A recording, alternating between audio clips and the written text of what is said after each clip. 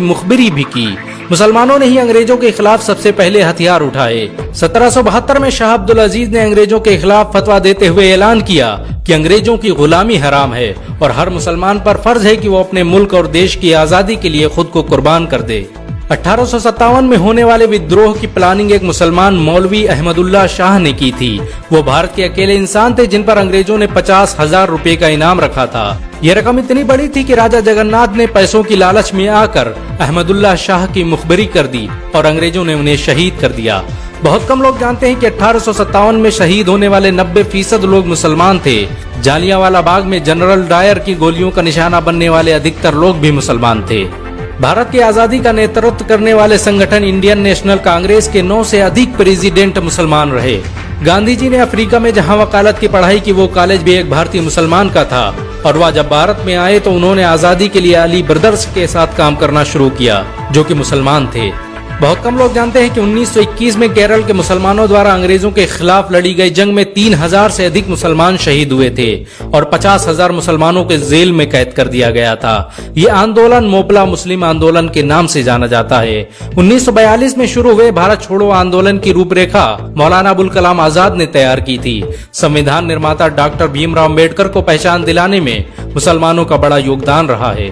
1946 में जब भीमराव अम्बेडकर दलित होने की वजह से इलेक्शन हार गए तो बंगाल मुस्लिम लीग ने उन्हें मुस्लिम इलाके से इलेक्शन लड़ने की दावत दी। इस तरह भीमराव अम्बेडकर संविधान सभा का हिस्सा बन सके। अगर मुसलमान भीमराव अम्बेडकर को इलेक्शन न जिताते तो उन्हें कभी भारत के संविधान को लिखने का मौका न मिलता। भारत की आजादी के लिए सबसे ज्यादा लेख, शायरी, गीत और किताबें मुसलमानों ने ही लिखी। अल्लामा इकबाल के जरिए लिखा गया सारे जहां से अच्छा आज पूरे भारत में गाया जाता है।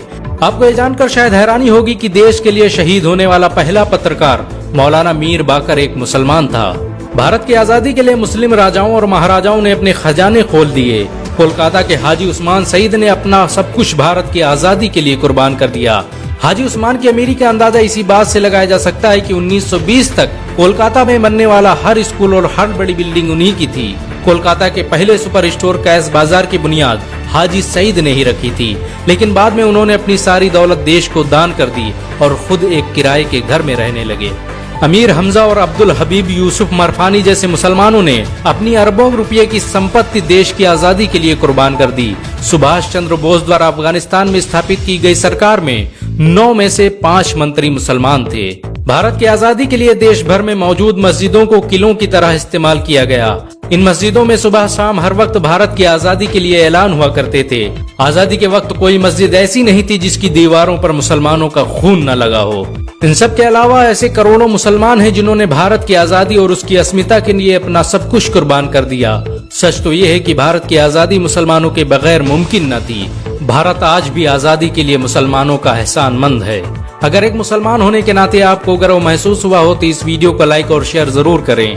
ऐसी और वीडियो को देखने के लिए हमारे चैनल को सब्सक्राइब करें, घंटा जरूर दबाएं।